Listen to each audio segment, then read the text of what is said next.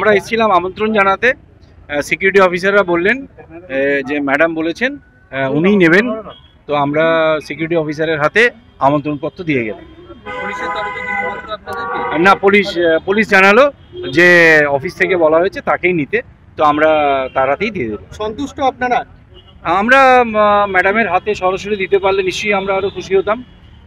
তবে ঠিক আছে, আমাদের আমন্ত্রণপত্র তার কাছে পৌঁছবে এটাই আশা করি, এবং আমন্ত্রণপত্র পেলে তিনি আগামীকাল আমাদের মেয়ের জন্মদিনে আসবেন, নির্যাতিতা বাংলার মেয়ের জন্মদিনে আসবেন, এটাই আমরা আশা করি। না, উনি যে আমন্ত্রণপত্র অ্যাকসেপ্ট করলেন সেটা আপনারা জানবেন কি করে? আপনাদের কি কোনো কন্ট্যাক্ট নম্বর কারো দেওয়া হয়েছে? আমরা আমন্ত্রণপত্রের সাথে তো আমাদের সংগঠনের নাম দেওয়া আছে, এবং যদি তিনি আমরা তো মেলেও জানিয়েছি যে আমরা আজকে ইনভিটেশন কেন আসছি, তিনি যদি অ্যাকসেপ্ট করেন তাহলে নিশ্চয়ই আমাদেরকে মেল বা অন্য কোনো মারফত জানাবেন।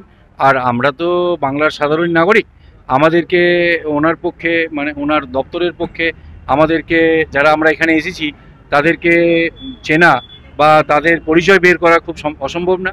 তা আমাদেরকে যদি তিনি জানাতে চান যে তিনি আসবেন, তো নিশ্চয়ই আমরা নিশ্চয়ই বার্তা পেয়ে যাব। এটা আরজি করে কাল বিকেল 5টা।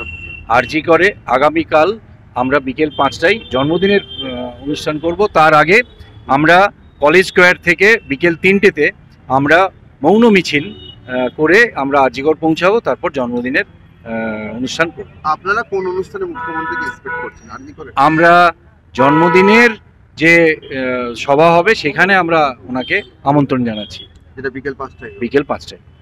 আশা করছেন যে যাবেন মুখ্যমন্ত্রী? আপনাদের আশা রয়েছে মুখ্যমন্ত্রী যাবেন? আমরা আশা করছি তিনি আসবেন, এবং আশাতেই তো আমরা আমন্ত্রণ করতে এসেছি। আমরা যখন আমন্ত্রণ করি তখন তো ভাবি না যে কেউ আমন্ত্রণপত্র নেবেন না।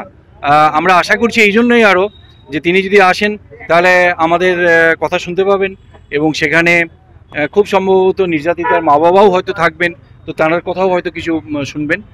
তবে মূলত যেহেতু তার কর্মক্ষেত্র ছিল আরজিগড় মেডিকেল কলেজ, এবং সেটি একটি সরকারি মেডিকেল কলেজ, সেখানে যদি উনি আসেন তাহলে আমাদের যারা আগামীকাল জন্মদিন আমরা প্রতিবাদের মধ্যে পালন করব, তিনি দেখতে পাবেন এবং শুনতে পাবেন, এবং হয়তো সেক্ষেত্রে ওনার কোনো কথা বলার থাকলে আমাদেরকে বলতেও পারবেন।